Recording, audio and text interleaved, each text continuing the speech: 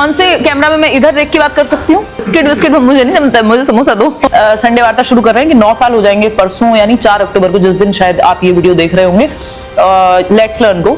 और 9 साल से हम ऐसी बातें करते रहते हैं, कुछ कुछ सीखते रहते हैं, सिखाते रहते हैं। मुझे ऐसा बूढ़ा बूढ़ा मत फील कराया करो गाइस, तुम्हारी रिस्पेक्ट के चक्कर में मैं अपनी उम्र नहीं बढ़ा सकती। वेरी गुड शिव, शाबाश हमारे फ्रेम में आने के लिए। अब मैं समोसा खा लेती हूँ, इसके आगे की बात समोसा खा के करेंगे।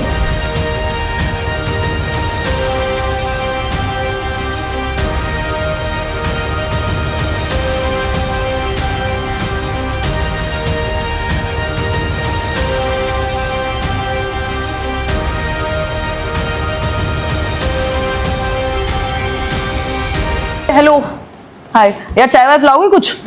इन लोग को पिलाए पक्का यार। आप तो ऐसे एकदम, क्या नाम है आपका? शिव। शिव शिव नाम अच्छा है आपका। है ना, हाँ मैं वही सोच रही हूँ, मुझे वही याद आ रहा है कि लास्ट वहां पे आपने वही तो। शिव चाय कम मीठा डलवाना, है ना, कड़क अच्छी अदरक इलायची जो भी डलवा सको सब डलवा दो। फिर से आज आपने राकेश सर की टी शर्ट पहन रखी है। हम आपको दिलवाएंगे, लेट्स लर्न की टी शर्ट दिलवाएंगे। अभी मैं क्वेश्चंस देख रही थी संडे वार्ता की, मैंने इंस्टाग्राम पे डाले थे, तो लोग ऐसे ऐसे सवाल पूछ रहे हैं, शादी कब होगी, शादी कब करोगे। आधे सवाल सिर्फ शादी के हैं, इनको इतनी चिंता मम्मी को नहीं है जितने लोगों को है। तो खैर, बहुत टाइम बाद हम संडे वार्ता कर रहे हैं। आप में से कितने लोगों ने देखा है संडे वार्ता? है सबने? नहीं तो वैसे जब लास्ट टाइम छोड़ा था आई थिंक 146, मतलब 150 एपिसोड के आसपास। 175 काफी मजदूर इंसान थी मैं। मतलब मेरी जिंदगी में ना सैटरडे होता था ना संडे होता था, मैं हर संडे वार्ता करती थी, याद है मुझे। तो यार चाय बिस्किट मुझे नहीं जमता, मुझे समोसा दो। और तो आप लोग आज दशहरे के दिन आ गए, आपके घर वालों ने आने दिया आपको? तो आप लोग जो है, जो लोग देख रहे हैं ऑनलाइन, उनको भी दशहरा की बिलेटेड दशहरा ही कहेंगे अब तो, क्योंकि आज 2 अक्टूबर है, दशहरा है आज। अच्छी लगती है शायद देखने में। तो आज दशहरा भी है, तो हैप्पी दशहरा। और गांधी जयंती है, लाल बहादुर शास्त्री जयंती है, और संडे तो नहीं है ना आज? संडे नहीं है, मतलब मेरे दिमाग में ये था कि छुट्टी है और छुट्टी के दिन हम लोग बैठेंगे, काम करेंगे। तो काम नहीं है, मजेदार बातें हैं। और तो आप सभी को, जो लोग भी देख रहे हैं, दशहरा, आने वाली दिवाली, धनतेरस, भाई दूज, जो जितने भी त्योहार आगे, न्यू ईयर तक आपको मैं विश कर देती हूँ अभी से। और आज से हम संडे वार्ता शुरू कर रहे हैं एक नए फॉर्मेट में। मतलब इतना भी नया नहीं है, ये कई सालों से दिमाग में है कि हम लोग सामने बैठ करके संडे वार्ता करें। शायद कई बार मैंने जिक्र भी किया है उसमें, ऑनलाइन में ही ये जिक्र हुआ है कि हम संडे वार्ता करेंगे ऑफलाइन में, कि मतलब आप लोग सामने बैठे हों। और आज ये चीज हो भी पा रही है। मैं थोड़ी सी एक्साइटेड हूँ, क्योंकि शक्लें देख के ना थोड़ा एक अलग मजा आता है। ऊपर से आप सब आ चुके हो लास्ट सेमिनार में, तो आप लोग फैमिलियर लग रहे हो, ऐसे पहचाने से। आप तो हापुड़ से आए हैं, है ना, देखा मेरे को याद रहता है। उम्र बेशक हो रही है, लेकिन मेमोरी ठीक है। और आप नजफगढ़ से आई हैं मैडम। और कौन कौन कहाँ से आए बताओ थोड़ा। और दिल्ली में कहाँ से? स्वरूप नगर। ये गुरुग्राम के अपने एरो सिटी से। आजकल एक रील वायरल होती है, मैं बताती हूँ आपको। हाँ क्या? मानेसर से? अरे दूर से आए हो यार आप लोग। ओह नाइस, इतना ही प्राइड फील करना चाहिए, बताते हो, बहुत अच्छा लगा सुन के। अच्छा, हम मिले ही हल्दीराम पे थे डायरेक्ट। यार फिर ना मेरा कुछ कॉम्बिनेशन बिगड़ जाता है कि मैं चाय पीऊँ, मुझे समझ नहीं आता पहले क्या पीऊँ। मैं जनरली चाय कॉफी बाद में मंगाती हूँ कहीं बाहर भी। अब ये सब एक साथ आ गया है तो मेरा दिमाग कंफ्यूज हो गया है। मैं सीडी चैप्टर्स तो याद कर लेती हूँ, बट ये इसमें थोड़ी दिक्कत होती है। तो आप लोग खा चुके हैं समोसा ना? अब आप लोग मुझे देखेंगे ऐसे, मुझे यहाँ इन्होंने हॉट सीट पे बिठा दिया है और मैं समोसा खाऊं ये साल। अच्छा, हम इस खुशी में भी संडे वार्ता शुरू कर रहे हैं कि 9 साल हो जाएंगे परसों यानी 4 अक्टूबर को, जिस दिन शायद आप ये वीडियो देख रहे होंगे, लेट्स लर्न को। और 9 साल से हम ऐसी बातें करते रहते हैं, कुछ कुछ सीखते रहते हैं, सिखाते रहते हैं। तो आप सभी कॉन्ग्रेचुलेशंस। और अगर करियर विल के कुछ कोर्सेज पे डिस्काउंट्स, कुछ कोर्सेज यानी टीचिंग एग्जाम्स के कोर्सेज पे कुछ डिस्काउंट भी हम लोग रखेंगे 4 को, तो आप लोग वो चेक कर लीजिएगा। और इसके अलावा जो लोग भी नेक्स्ट सेशंस ऑफ संडे वार्ता में आना चाहेंगे, वो लोग एक गूगल फॉर्म भर देंगे, नीचे एक लिंक दे देंगे शुभम, जो गूगल फॉर्म का, जिसमें बेसिक डिटेल्स होंगी आपकी। और आप अगर दिल्ली आ सकते हैं, दिल्ली के आसपास रहते हैं या आपकी बहुत इच्छा है, तो आप ज्वाइन करिए सेशन। ऐसे ही अब रखेंगे, क्योंकि मैं भी कैमरा में देख देख के इतना बोर हो गई हूँ ना अभी, कि वहां बस कमेंट्स दिखते हैं, शक्लें दिखती हैं। देखो हर बात पे आप लोग मुस्कुराते हो, कितना मन लगता है यहाँ बैठ के। तो इसीलिए अच्छा हम ऑफलाइन क्लासेस भी शुरू कर रहे हैं दिल्ली में, जल्दी ही आपको उसके बारे में भी बताएंगे। मुखर्जी नगर, जीटीबी नगर बेसिकली। तो उसकी भी डिटेल्स आपको या तो कोई नंबर फ्लैश करा देंगे हम स्क्रीन पे, उस पर आप कॉल करके, अगर आप D2+B के लिए, PRT के लिए पढ़ना चाह रहे हैं ऑफलाइन सॉरी, मेरी नींद अभी तक उतरी नहीं है तो आप आ सकते हैं। ठीक है, अब मैं समोसा खा लेती हूँ, इसके आगे की बात समोसा खा के करेंगे। शुरू करें गाइस? कितने क्यूट लग रहे हैं आप लोग, एकदम सही संख्या में आए हैं, ऐसे 3-3-3। आपके पास सवाल हैं कुछ? कहाँ से शुरू करें? सबसे आगे से शुरू करते हैं। Very good afternoon, ma'am. My name is Priyanka, and I am currently preparing for D2+B PRT. ऐसे बोल रहे हैं टीचर की तरह गुस्से में एकदम। जी, PRT के लिए तैयारी कर रहे हैं आप? हाँ जी मैम, दिल्ली से ही हैं? दिल्ली से ही हैं। एंड मैंने अभी रिसेंटली सीटेट एंड एचटेट दोनों ही आप ही की गाइडेंस से क्लियर करा है with in first attempt. And दोनों में ही मेरे मार्क्स 111 है। एंड मैम मतलब ये है कि अब नहीं मैम, आपसे ही था जो था, आप ही गाइडेंस, मतलब यूट्यूब खुलते ही जहाँ पे भी टीचिंग का नाम आता है, I only open let's learn and Himanshi ma'am. यहाँ पता है, यहाँ पता है कि रिलायबल सोर्स ही मिलेगा, सब कुछ रेलिवेंट ही मिलेगा, सो कहीं और जाने की नीड नहीं पड़ी कभी भी। नाम फिर से बताओ मुझे। प्रियंका। हाँ जी मैम, आसान नाम है। जी मैम अभी बस यही है कि जो D2+B PRT का पार्ट बी वाला पोर्शन है, हर टाइम पिछला सेमिनार पूरा D2+B PRT। हाँ, मैम मेन तो सेमिनार किया इतने घंटे का, फिर भी इनके सवाल नहीं बंद हो रहे। मैम मेन तो फिलहाल बस एग्जाम क्लियर करना है। कोई नहीं पूछ। मैम उसमें यही है कि पार्ट बी में अभी भी ये वाला क्यूज चलता है कि NIOS करना है या नहीं करना है। बहुत सारे लोग कहते हैं कि बहुत डायरेक्ट क्वेश्चंस उसमें से आते हैं, एकदम डायरेक्ट, मतलब लाइन टू लाइन क्वेश्चंस उठाए जाते हैं। तो कभी कभी लगता है कि हम NIOS पे इन्वेस्ट करें, कभी लगता है कि आपके मतलब I have taken your course, तो वहां से करके जब मैं प्रीवियस ईयर लगाने की कोशिश करती हूँ तो उसमें मुझे कहीं ना कहीं डाउट आते हैं जो मुझे अलग से क्लियर करने पड़ रहे हैं। तो मैम उसमें ये है कि अगर हम मतलब आपके कोर्स से सारे के सारे डाउट सब कुछ क्लियर हो जाता है, बट लेकिन प्रीवियस ईयर लगाने का कोई रेलिवेंट रिलायबल सोर्स नहीं है, तो वो हम कहाँ से कर सकते हैं? देखो उसमें 2-3 बातें। एक तो आपका कि NIOS पढ़े या नहीं पढ़े, क्योंकि कई बार डायरेक्ट क्वेश्चंस आ जाते हैं। वो कई बार नहीं, एक ही बार ऐसा हुआ है, 1 या 2 बार मैक्स, एक ही बार। वो 2019 में एक बार का एग्जाम था जिसमें डायरेक्ट उन्होंने पहली बार ही था कि NIOS से पूछ लिया था, और उसके बाद भी आया है NIOS से, लेकिन इतनी कोई दिक्कत नहीं हुई लोगों को, क्योंकि वो कॉन्सेप्ट पकड़ना है आपको, ना NIOS पकड़ना है, ना हम कुछ दुनिया से अलग करा रहे हैं कोई भी। और मैं तो कोशिश इस बार ये कर रही हूँ कि NIOS की भी जो टर्मिनोलॉजी है या जो भी इंपॉर्टेंट चीज़ें वो सब मिक्स करके उसमें पढ़ाया जाए, तो वो मैं लेके चल रही हूँ। आप प्रीवियस ईयर साथ में जरूर करते रहो। रिलायबल सोर्स की बात रही तो उसके लिए आप D2+B की वेबसाइट पे चले जाओ, वहाँ सारे प्रीवियस ईयर पड़े हुए हैं। लेट्स लर्न की ऐप पे भी हम डलवा रहे हैं, वो थोड़ा टाइम टेकिंग प्रोसेस है, चल रहा है, और वो आपको मॉक की फॉर्म में भी हम डलवा देंगे। मैम कॉन्सेप्ट क्लैरिटी तो आपके कोर्स से बहुत इजीली हो जाती है, वो तो everyone know very well. Basic clear नहीं होगा तब तक आप क्वेश्चंस में भटकते रहोगे, वैसे भी नहीं समझ आएंगे वो। मैम बस यही लगता है कि जैसे कोर्स पे वीडियो देख ली, कॉन्सेप्ट क्लैरिटी हो गई, फिर उसके बाद जो आप नोट्स प्रोवाइड करते हो, जो क्वेश्चनएयर प्रोवाइड करते हो, वो भी हो जाता है बहुत ईजिली। देन उसके बाद जब हम प्रीवियस ईयर पे आते हैं तो मतलब ये रहता है कि और भी कहीं से पढ़ लेते हैं, और भी कहीं से पढ़ लेते हैं, और कंप्लीट कर लेते हैं, कहीं से रह ना जाए कुछ भी, तो वो वाली प्रॉब्लम आती है कि एक रेलिवेंट रिलायबल सोर्स। वो थोड़ा फोमो होता है एक तरह का कि यार पता नहीं NIOS छूट रहा है कि ये छूट रहा है। आप सभी कर रहे थे यार D2+B की सारे, हाँ, तो वो फोमो हो गई। और लास्ट सेशन में हम बात भी कर रहे थे वहाँ सेमिनार में, आयुषी और दिशा, वो उनके टाइम पे भी आता था NIOS और आया था, लेकिन इसका मतलब ये नहीं है कि NIOS आएगा तो सिर्फ NIOS ही आएगा, वो कॉन्सेप्ट से पूछेगा। और उन दोनों ने नहीं पढ़ा NIOS, वो आपके सामने ही बता रहे थे, इंटरव्यू में भी उन्होंने सेम बात बोली हुई है। तो ऐसा नहीं है कि आप अलग से कोई रट्टे लगा लोगे NIOS की तो डेवलपमेंट बदल जाएगा या ICT का टॉपिक बदल जाएगा, कोई टॉपिक नहीं बदल जाएगा NIOS में। और जो ज़रूरी टर्मिनोलॉजी वो मैं करा के चलूँगी, तो वो कहीं ना कहीं तो हमें एक सब्र कह लो कि प्रीवियस ईयर को आधार बनाओ, जो नया लग रहा है वो वहाँ से नए नए टर्म्स ढूंढ के पढ़ते जाओ, और पूरा जो कोर्स है वो तो हमें एक सिरे से लेके ही चलना है, और उसमें मैं इंक्लूड करने की पूरी कोशिश है मेरी।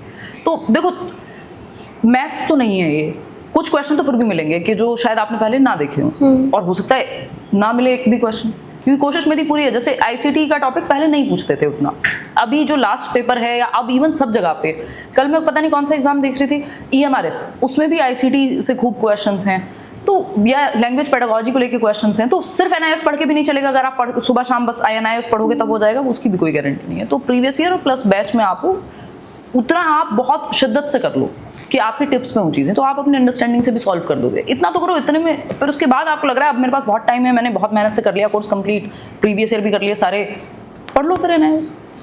और इस बार के बैच में मैं ये बिल्कुल मेक श्योर करूंगी कि एनआईएस की जो भी इंपॉर्टेंट टर्मिनोलॉजी है वो इंक्लूड करी जाए, जो भी ऐसे टॉपिक्स हैं। The course and PYQ. हाँ, दैट्स इट। पीवाईक्यूज तो बिल्कुल बाइबल के जैसे हैं, लेकिन बिना कॉन्सेप्ट के वो भी खराब हैं, है ना? क्योंकि कुछ टर्म्स तो आप पढ़ लोगे अलग से सर्च करके, लेकिन एक बेसिक कॉन्सेप्चुअल अंडरस्टैंडिंग आपकी होनी चाहिए। मैम पार्ट ए में ये होता है कि जो इंग्लिश एंड हिंदी का पोर्शन होता है उसमें हमारा एक अनसीन पैसेज आता है हाँ।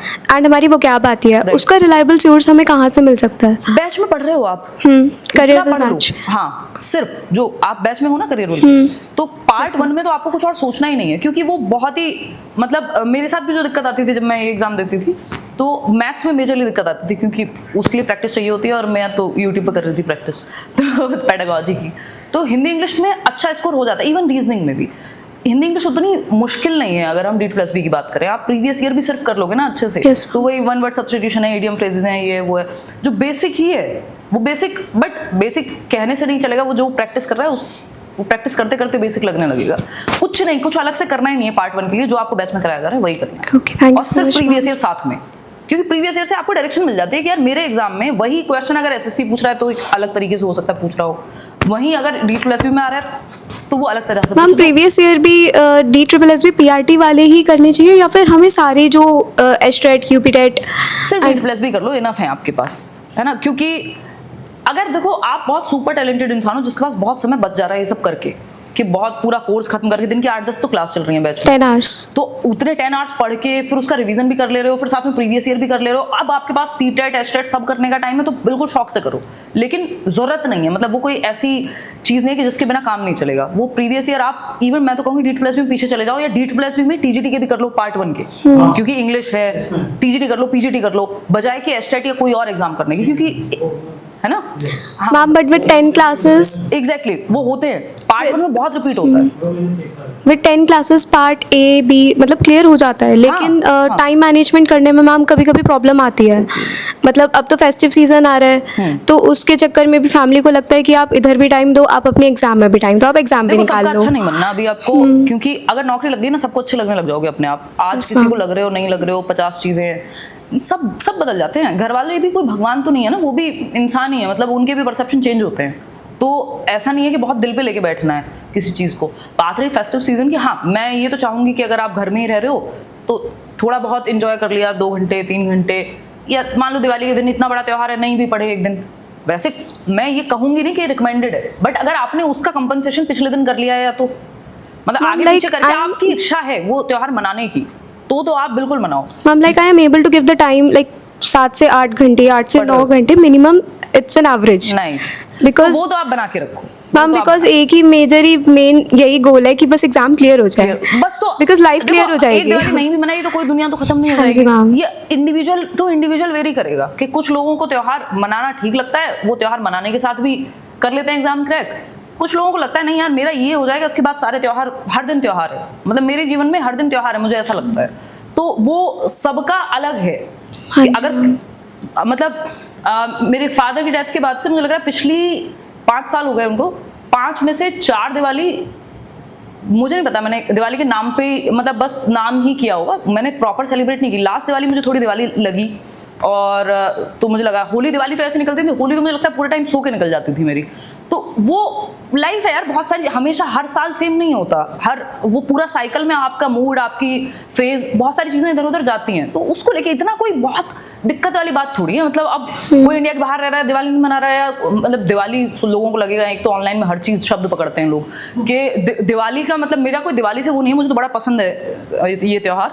बट कोई भी त्योहार Yes. हम एक जगह रह रहे हैं वहां से सेलिब्रेट कर रहे हैं, जो कहीं और रह रहा होगा कोई और, तो बहाना चाहिए तो हमें। ठीक है 1 घंटा पूजा करने का बहुत शौक है, कर लो यार, 1 घंटा निकाल लो, उतनी देर में हो जाओगे फ्री।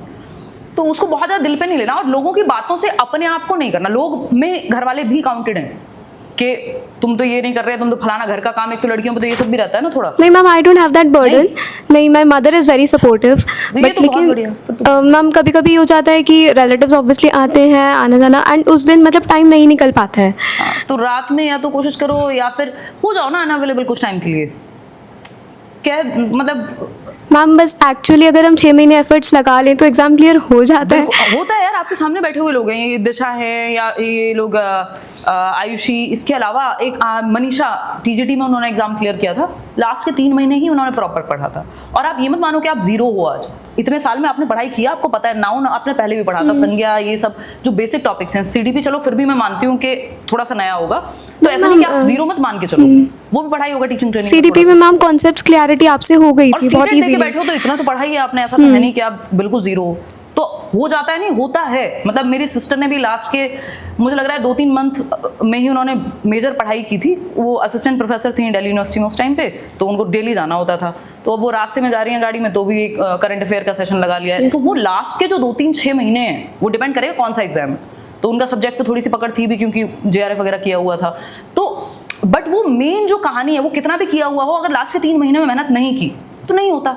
तो लास्ट के 3 से 6 महीने बहुत जरूरी है, पूरा गेम बदल जाता है। और ऐसे बहुत एग्जाम्पल्स हैं, मतलब इतने लोगों से मैं मिलती हूँ, इतने सारे तो इंटरव्यूज पड़े हुए हैं, बहुत एग्जाम्पल्स है कि लास्ट के 3 से 6 महीने, मैं तो मान के चल रही हूँ कि आप लोग आओगे अगली बार, मतलब प्रियंका को मैं बुला रही होंगी इंटरव्यू के लिए कि हाँ, और आप बताओगे कि देखो 6 महीने में मैंने तो सिर्फ बैच से पढ़ा था और प्रीवियस ईयर किया था और जम के पढ़ाई की थी। आप घंटे तो निकालो बैठ के। मैम लेट्स लर्न के इंटरव्यूज तो एक्चुअली मोटिवेट करते हैं कि एग्जाम क्लियर होके आने को मिलेगा। हाँ, और वो आप जेन्युइन एक्सपीरियंस जब शेयर करते हो, तो अभी जैसे लास्ट सेशन में सीमा जी आई थी या आयुषी आई हुई थी, तो बाद में सेशन के हम लोग बात कर रहे थे, उन्हें खुद भी अच्छा लगता है, मतलब कि आपके अभी मेरा क्या मोटिवेशन है, कोई और मोटिवेशन नहीं है ना, कोई पैसा फेम, मुझे नहीं फर्क पड़ता रत्ती भर का भी। फेम का भी ऐसी है स्थिति कि आपको अपने फील्ड में, दुनिया में भी लोग जानते हो। अभी मैं पिछले साल की बात है, जिंदल एक आयुर्वेदा का नेचुरोपैथी का एक हॉस्पिटल है वहाँ बेंगलोर, तो मैं वहाँ गई हुई थी। तो एक लड़की थी मेरी फ्रेंड बनी, 19 साल की थी और यूएस में पढ़ाई करती थी और मुंबई से थी वैसे वो, नैना। तो अब उसके बाद तो मैं एक बार मुंबई भी गई, हमारी बातचीत होती रहती है, अभी तो वो यूएस में है। तो हम लोग ऐसे ही बैठ के गाने सुन रहे थे, शाम के टाइम थोड़ा सा फ्री टाइम मिलता है, तो मेरी प्लेलिस्ट बज रही थी, मैं छोटा सा स्पीकर लेके गई थी। तो जगजीत सिंह का कोई गाना क्या मतलब जो भी गज़ल कोई बजी, तो ऐसे ही मैंने किसी बात पे कहा, उसको नहीं आया समझ के क्या है, तो मैंने कहा जगजीत सिंह के, कौन जगजीत सिंह? मैंने कहा जगजीत सिंह नहीं पता तुम्हें? तो वो हम कई बार ईगो सेंट्रिक हुए रहते हैं, और जगजीत सिंह मतलब जिसने सुना है उसको पता है जगजीत सिंह इज जगजीत सिंह। अब इसका मतलब ये नहीं है कि उस इंसान की कोई गलती है, भाई वो जिस जनरेशन में हो सकता है वहां नहीं सुनते लोग, तो नहीं पता। और हम जहां से सुन रहे हैं, या वो व्यक्ति है अपने आप में जीनियस अपने फील्ड में, तो फेम भी कोई मतलब मुझे तो मोटिवेट नहीं करता, बल्कि मुझे अच्छा ही लगता है कि कहीं गए और 4 लोगों ने नहीं पहचाना, चुपचाप से आप अपना बढ़िया से बैठ के बकैती की आपने, क्योंकि कहीं ना कहीं मुझे नहीं पता कौन लोग हैं वो जिनको कंफर्टेबली लगता होगा, जब मान लो किसी रेस्टोरेंट में भी आप खाने गए और आप अपनी बातों में मस्त हो और कोई साइड से देख ही रहा है आपको और आपको पता है देख रहा है, और ऐसा नहीं है कि कोई बुरी नजर है या कुछ ऐसा खराब इंटेंशन है, वो आके हाय हेलो करके बात करके भी चले जाएंगे और आपको अच्छा भी लगेगा, बट वो कहीं ना कहीं आप कॉन्शियस हो जाते हो, क्योंकि जैसे आप नेचुरली हो वैसे नहीं रह पाते। तो हाँ, दैट समवन्स वाचिंग, बिल्कुल। तो वो कहीं ना कहीं आ जाता है। तो ना तो फेम को लेके कोई वो है कि बहुत मोटिवेशन मुझे आती है उस चीज़ से, ना पैसे को लेके, मतलब नीड्स फुलफिल्ड हैं, ज़रूरत से ज़्यादा ही ईश्वरी कृपा से, और मतलब वो अंत भी नहीं है उस चीज़ का। तो अभी यही है लास्ट में जो बचा हुआ है कि मेरे थ्रू कुछ अच्छा होता है तो मुझे अच्छा लगता है कि मैं आप लोगों से बात कर पा रही हूँ, शायद मेरा कोई विचार आप लोगों को अच्छा लग जाए। ऑनलाइन में लोग सुनते हैं। बिहार मीटअप की बात है, पटना मीटअप की, एक लेडी आई थी, 40 साल के आसपास उनकी उम्र होगी, किसी प्राइवेट स्कूल में पीजीटी थी, 11-12 को पढ़ाती थी, साइंस या कोई सब्जेक्ट, उनका नाम मैं रिकॉल नहीं कर पा रही हूँ। और उन्होंने मतलब आके बताया कि मेरी दवाई छूट गई, मैं डिप्रेशन की दवाई खाती थी आपके वीडियोज़ देख के, संडे वार्ता एंड ऑल, ये जो रील्स। तो अब कई बार आपको लगता है यार अच्छा आप सच में कोई काम की बात कर दे रहे हो, भाई मैं तो अपने नेचुरल फ्लो में हूँ ना। और ऐसा बहुत बार होता है कि अभी शायद कल परसों की बात है, मैं कोई बैच में आप लोग होगे भी, तो एक कमेंट पढ़ रही थी कि एक कमेंट आया था कि मेरी भतीजी का नाम हिमांशी रखा है, मेरी मदर ने रखा था और उनकी डेथ हो गई 2024 में। तो ये जो ह्यूमन कनेक्शन है, या मेरे थ्रू कुछ बेहतर हो पा रहा है 2%, 1%, 0.5%, वॉटेवर, तो आप काम के हो, यही फीलिंग से मन करता है काम करने का कि एक पर्पस है जीवन में। अरशद हापुड़ से हैं, ये मुझे पता है जी, बताओ अरशद। मैम आपको 2-3 चीज़ प्रोवाइड करानी पड़ेंगी इसमें बैच में। जो भी हमारे 2025 में एग्जाम्स हो रहे हैं DSSB के द्वारा, वो सब आपको प्रोवाइड करानी पड़ेगी, जिससे हमारा फर्स्ट पेपर और थोड़ा मतलब ठीक तरीके से हम उसे परफॉर्म कर पाएंगे। और मैम सेकंड पार्ट के लिए एक बात, मैं देखता रहता हूँ वीडियोज, अगर अदर टीचर्स की भी, और भी देखते रहते हैं, तो NIST बता रहे हैं सर, ठीक बात है, इग्नू बता रहे हैं, 11th 12th की NCERT बता रहे हैं, वो तो अंतहीन है। सही हाँ में? हाँ सही बात। वो बता रहे हैं। और मैंने NIOS अब से 1-2 साल पहले पढ़ चुका हूँ सारा, वो प्रिंट करा करके मैंने सब पढ़ लिया। जो लास्ट वाला एग्जाम हुआ था DSSP का, मैं उसमें बैठा था। अच्छा 2022 में? 22 वाले में जी। उस दौरान लॉकडाउन चल रहा था, मैं अपने घर था। ठीक।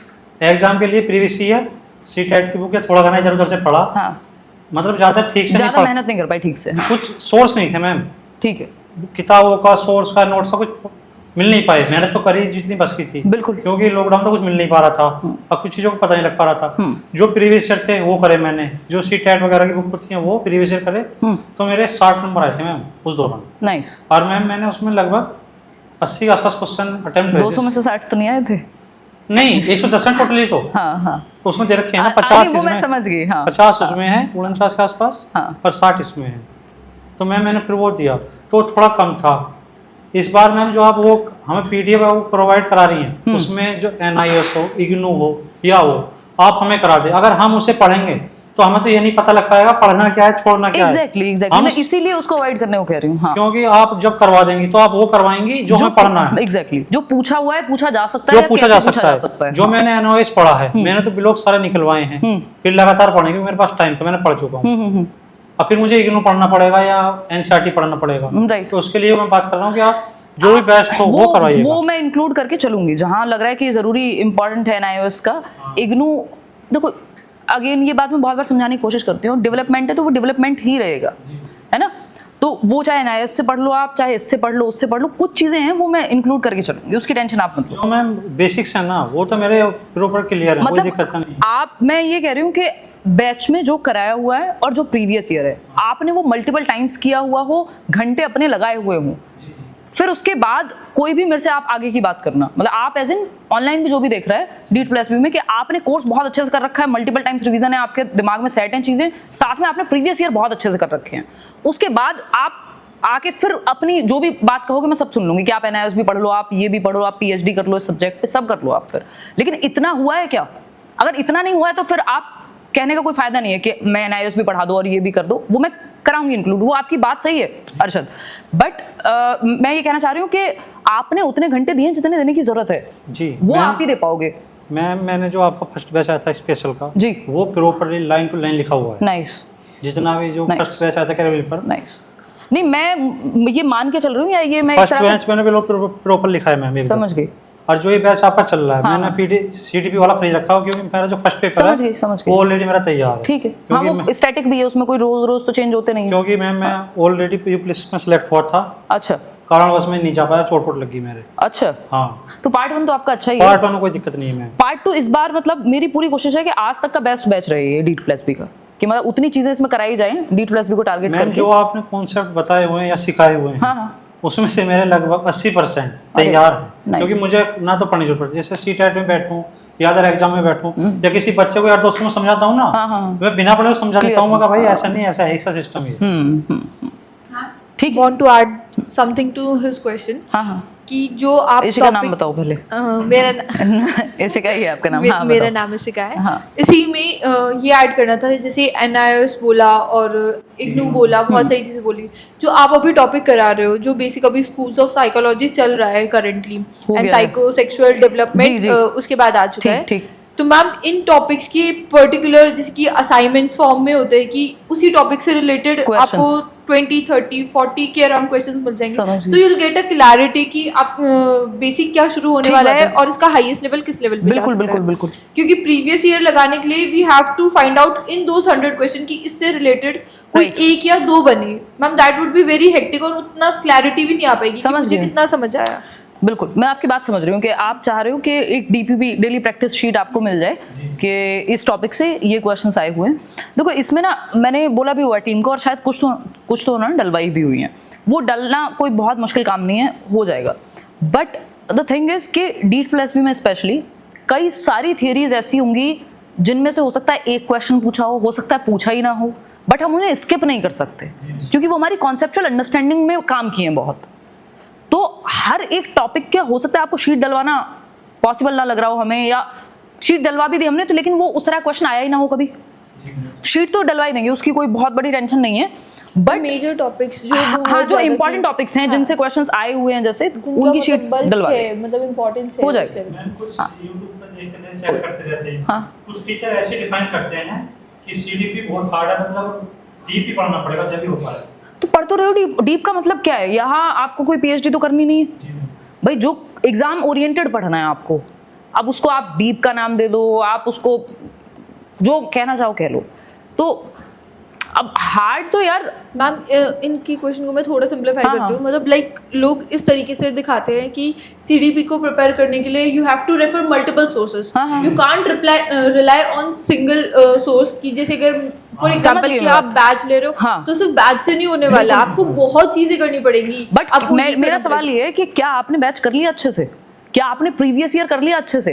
जब आपका ये हो जाए फिर आप दुनिया की सारी किताबें पढ़ लो, एनआईएस पढ़ लो, आप जो भी इग्नू है वो पढ़ लो, 11th-12th की एनसीईआरटी पढ़ लो, और दुनिया भर की मैं 4 किताबें आपको बता दूंगी। हरलॉक की किताब आती है, इसकी उसकी चाइल्ड डेवलपमेंट से लेकर टीचिंग लर्निंग प्रोसेस से लेकर पियर्सन की इतनी किताबें, सब पढ़ लो। फिर आप एजुकेशनल साइकोलॉजी की बुक्स आती हैं कई सारी।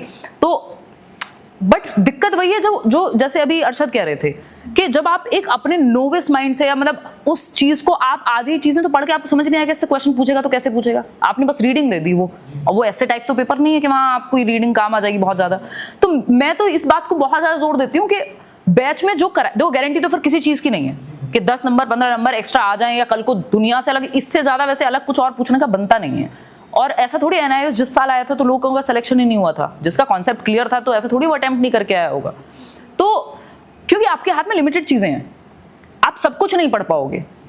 अगर आप सच में चाहते हो सब कुछ पढ़ना तो भाई पहले ये इतना कर लो। मैं तो ये कहती हूँ इसके बिना नहीं होगा, इससे अलग क्या आ सकता है उसकी गारंटी किसी के पास नहीं है। बट बिना प्रीवियस ईयर और बिना जो बैच का मतलब है जो बेसिक कॉन्सेप्ट, जो जरूरी कॉन्सेप्ट हैं, बेसिक भी कहना गलत होगा, कि जो इंपॉर्टेंट है आज तक टच किए हुए हैं DEET+B ने, वो सब इंक्लूडेड है उसमें। 100-150 क्लास में बहुत अच्छे से कोशिश की है कि समेटा जाए चीज़ों को, क्योंकि फैली तो हुई है। फैलाना है तो मैं तो आपको और 4 किताबें बता दूं कि आप तो एक काम करो, यूपी का DLED भी पढ़ो, आप तो दिल्ली का DLED भी पढ़ो, और आप तो ये भी पढ़ो, फिर तो आप सब कुछ ही पढ़ते रहो।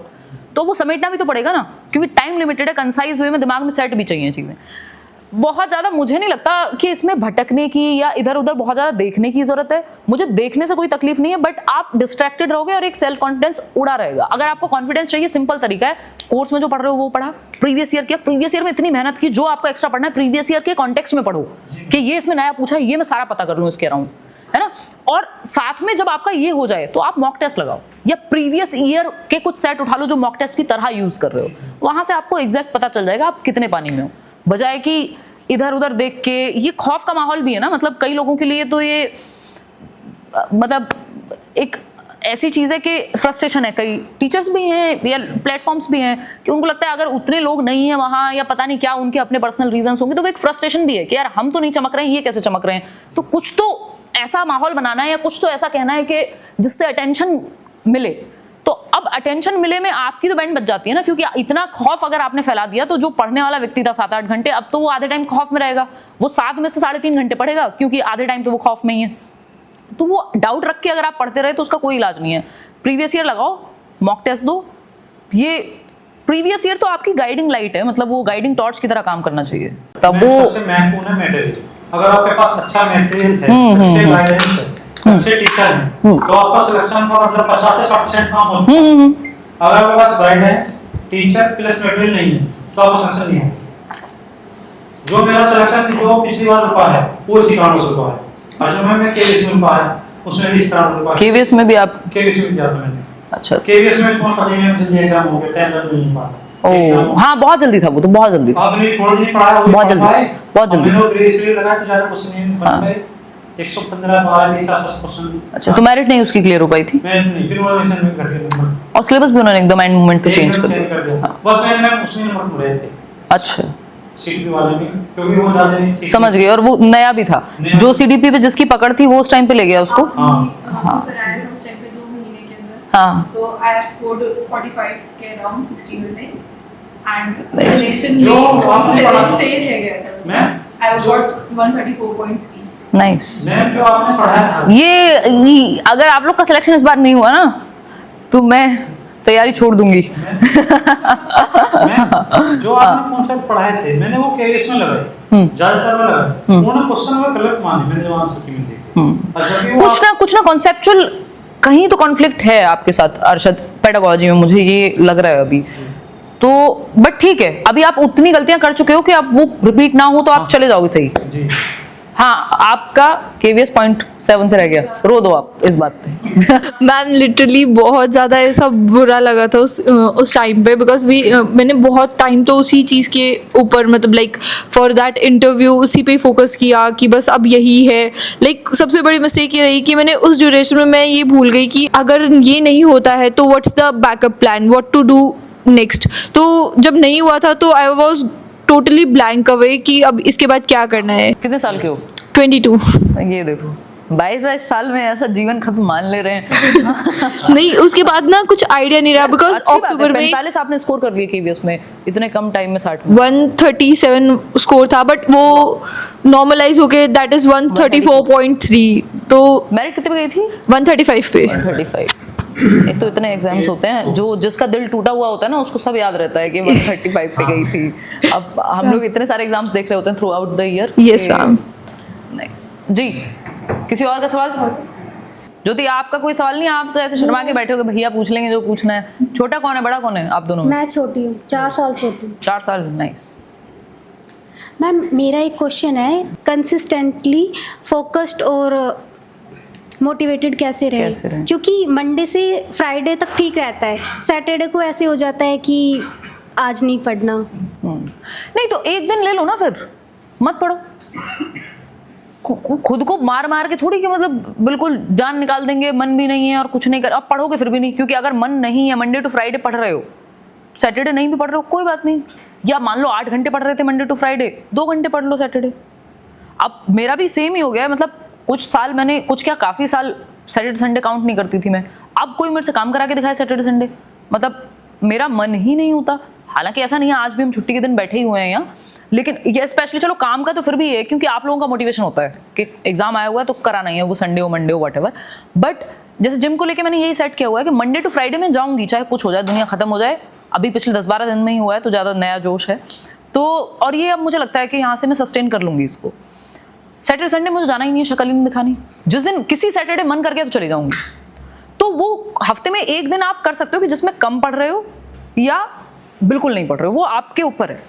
बट आप ईमानदारी से फिर बाकी के 5 दिन पढ़ रहे हो, ये देखने की जरूरत है कि 7 से 8 घंटे हाँ सच में पढ़ रहे हो क्या आप, या 3 घंटे भी आप रेगुलर पढ़ते हो, तो वो जांचना है आपको। ऐसा नहीं है कि आप बिल्कुल छुट्टी नहीं ले सकते, हफ्ते में कोई मूवी नहीं देख सकते, कुछ नहीं कर सकते। जब आपके पास प्रॉपर टाइम है, देखो लास्ट के 3 से 6 महीने तो ऐसे होते हैं कि वो तो फिर आप जितना लगा दो टाइम उतना अच्छा है, लेकिन थोड़ा बहुत तो मन के लिए देख लोगे ना कुछ। जब आपको लग रहा है आज का मेरा टारगेट कंप्लीट हो गया, आप देख लो कुछ, क्या दिक्कत है, रील देख लो, आधे घंटे मन कर रहा है, कुछ भी देख लो जो आपका मन करे।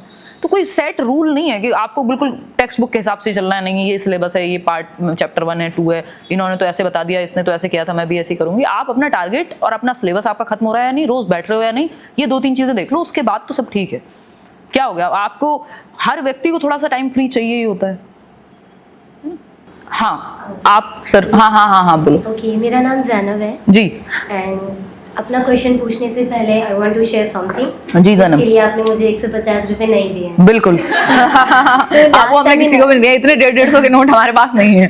लास्ट सेमिनार में भी I have seen many people जो आपको एक्नॉलेज कर रहे थे। Even I have seen interviews where they were acknowledging you, but that time I really wanted to acknowledge you, क्योंकि जो आपने किया है it is not something which you have done for yourself, अपने तक नहीं है, you have done for all the women in India, especially सबके लिए किया है, boys के लिए भी है, girls के लिए भी है, but you have actually inspired so many women, girls in India, and मैं उनमें से ही हूँ। I can give my example. I am here today, Thank you so much. but even my father doesn't know about it. Oh. तो video में आ जाओगे आप? Yeah, it's okay. पापा आ गए आपके डंडा लेके फिर? He'll be fine after that. He'll be fine after that. अच्छा फिर ठीक है। But he was like मतलब broke like हाँ। that don't go. कि दशहरा है, दशहरा। हाँ, And it घर can में be पूजा seen पाठ कर लो, like that. ऐसे घर संभालोगी? Yeah, it can be seen. So, but I asked my mother about it, and she knows you. She really likes you. Nice. She likes you a lot. यार मम्मियाँ बहुत support करती हैं मुझे। आपका PRT का आया था YouTube पे अपलोड, so जी। I commented there. and you pinned my comment. So let me tell you about manifestation जो मेरे साथ चल रहा है. जी. आपने अपना डाला था video about that you are coming to the model town. आप आने वाले हो. But Right. before that I was talking to my sister रात के टाइम कि हिमांशी मैम ने इतना अचीव कर लिया है, मतलब अजीब, मतलब फेम की बात नहीं है, जो you really wanted to do आप लोगों के दिलों में हो. यू हैव रियली, आप ना उनके दिलों में हो, इवन मेरे दिल यार में. कई बार मैं ही नहीं समझ पाती हूँ कि इतना प्यार लोग करते हैं, और मतलब मैं पिछले 2 साल में बहुत कम एक्टिव रही हूँ कंपैरेटिवली जितना मैं रहा करती जी थी. जी जी, इसी वजह बट से स्टिल मतलब लोग इतना प्रेम में. अभी पटना गई थी खान सर की शादी में, वहां इतने लोग मुझे मिले. मैंने कहा यार तुम लोग क्या देखते हो. अब ना मैं संडे वार्ता करती हूँ, मैं उतनी यूट्यूब पे भी एक्टिव नहीं हूँ, मतलब इतना प्रेम. तो वो आपको मजबूर करता है कई बार कि नहीं यार ये तो मैं एक इनकी रस्किन बॉन्ड की एक बुक पढ़ रही थी कुछ टाइम पहले, तो वो चिल्ड्रंस लिटरेचर लिखते हैं ना, तो वो मुझे अच्छा लगता है, मतलब क्यूट लगता है पढ़ने में. तो उन्होंने एक चीज लिखी हुई थी उसमें कि वो काम आप मत छोड़ो कभी भी करना जो जिसने आपको वो लाइफ दी है जिसकी जो आपको चाहिए थी एक तरह से. तो हालांकि मेरे दोस्त भी, ये एक फेज था पूरा 2-2.5 साल का, क्योंकि बहुत सारी चीजें चल रही थी पिछले 5 सालों में. मतलब 2019 से इवन 24 तक कई सारी डेथ्स मैंने फैमिली में देखी. नाना नानी ये वो तो चलो उनकी तो एज भी थी, उससे पहले कई सारी डेथ्स देखी. तो ये सब चीजें आपको इम्पैक्ट करती हैं एज अ पर्सन के. और मैं वैसे भी बहुत इंटरेस्टेड हूँ कि लाइफ क्या है, और ये सब चीजें जानने में थोड़ा सा फिलोसॉफिकल इंटरेस्ट रहता है और इंक्लिनेशन है बेसिकली. और फिर मेरी मदर की तबीयत खराब हुई 2023 में जनवरी-फरवरी में, जब ये सीटेट खत्म हुआ था और केवीएस जस्ट आया ही था. तो उस टाइम भी मतलब उस टाइम काम तो काफी किया, बट बहुत सीवियर उनकी दिक्कत थी कि वो नी रिप्लेसमेंट सक्सेसफुल नहीं हुआ. तो वो पूरा 1 साल तो आई थिंक विदाउट पे रही, मतलब छुट्टी लेनी पड़ी. उसका तो खैर पे से तो क्या ही करेंगे. तो वो वैसा था कि मतलब सीवियर केस था. तो उस टाइम पे मन एकदम वैसा हो गया कि यार क्यों कर रहे हैं, किसके लिए कर रहे हैं टाइप्स, और क्या ही पॉइंट है. तो वो वैसा हो जाता है इंसान कि आप खुद मोटिवेटेड नहीं हो तो आप क्या, मतलब मुझे ये रहता है कि मैं अगर किसी से मिलूं तो वो एक एनर्जी चैनलाइज हो, वो मुझे भी अच्छा लगे, सामने वाले को भी अच्छा लगे. वो लो एनर्जी में मिलना मुझे थोड़ा सा खराब लगता है. तो इसीलिए बहुत टाइम संडे वार्ता नहीं किया कि यार मतलब व्हाट्स द मीनिंग. फिर बहुत सारी अपनी ना, मतलब संदीप माहेश्वरी सर ने ये मुझे कहा था कि success is a bigger problem, कि मतलब सक्सेस अपने आप में एक बड़ी समस्या है. तो वो पैसा, फेम, इन सब के साथ अलग तरह की प्रॉब्लम्स आती हैं, और वो सब डील कर रहे होते हैं अपने लेवल पे, जो भी थोड़ा सा बस सबके चैलेंजेस अलग हो जाते हैं. तो वो सब डील करते करते फिर आप इस स्टेज पे पहुंच जाते हो कि अंत तो नहीं है किसी भी चीज का, अब क्या टाइप्स.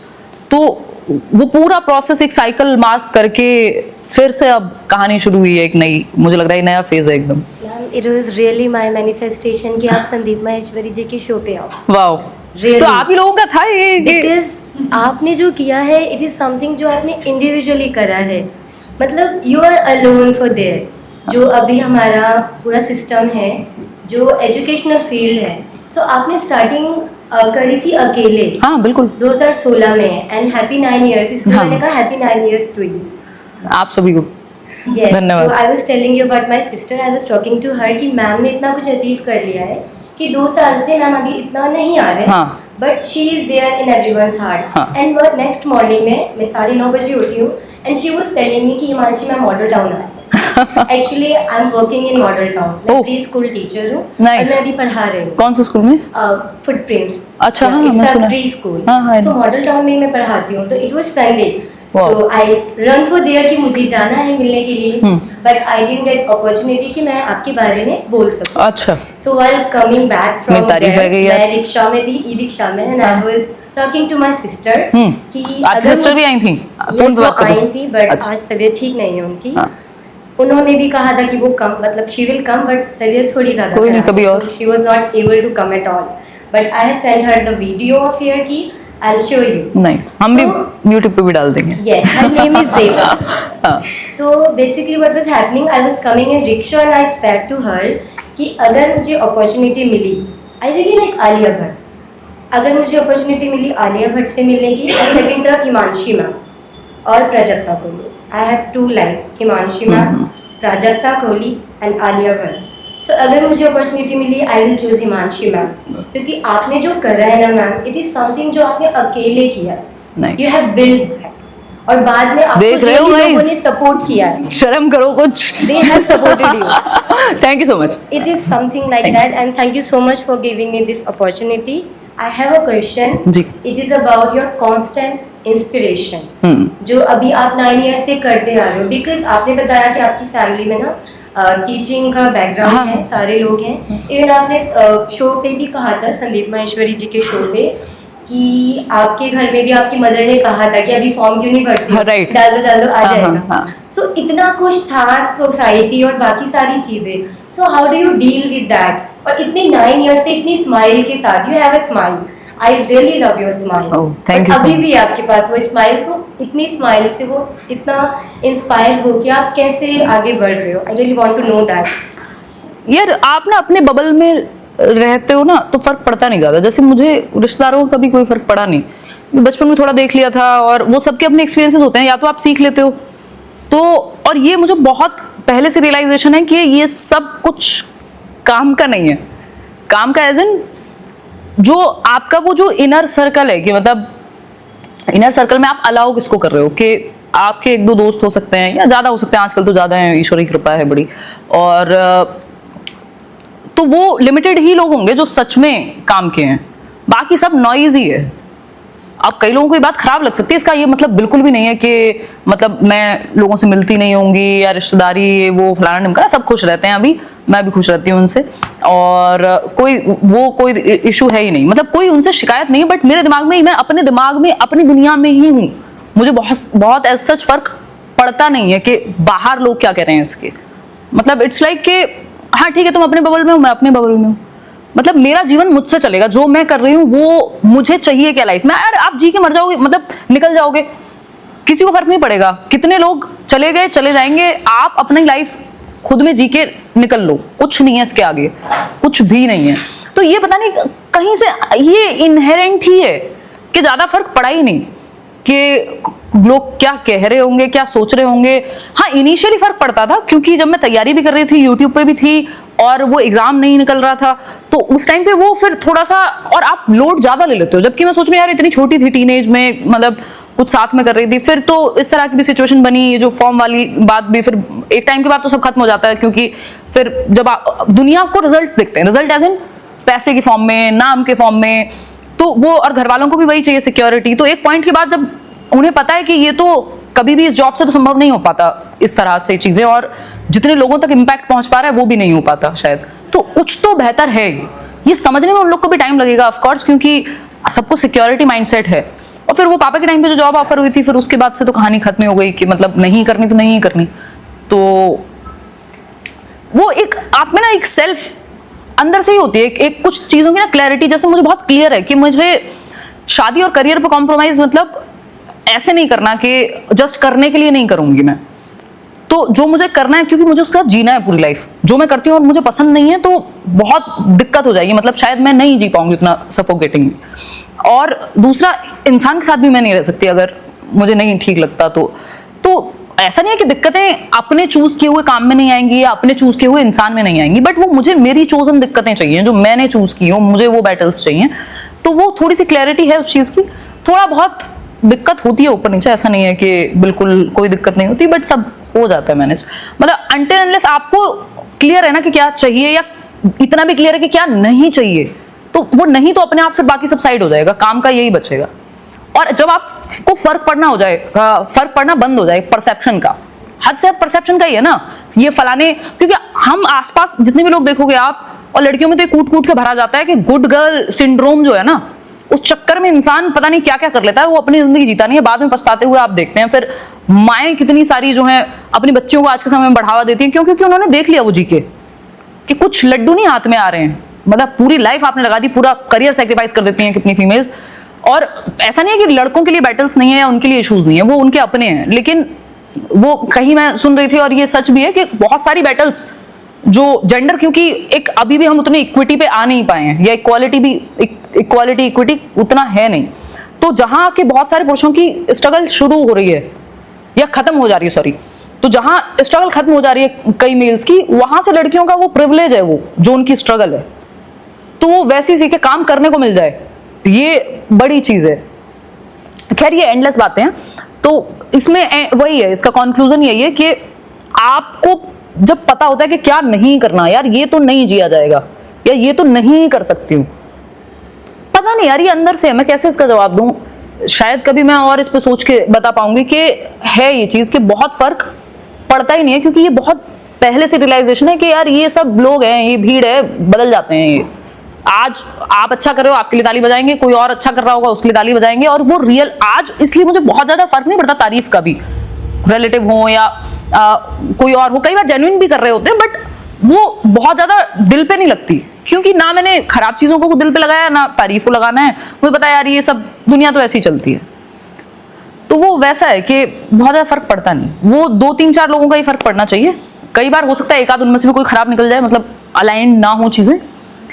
इसीलिए एक चीज जो मैं बार बार वो जो लिखा हुआ है मैं बहुत बार रिपीट करती हूँ, be your own constant, be your own constant. आप ही हो आपकी कहानी में, आप ही हो अपने साथ अंत तक। तो वो वैसे जीना है कि खुद को शक्ल दिखा सको, गलतियां भी करी होंगी लाइफ में तो वो ओन करो कि हाँ यार की तो की,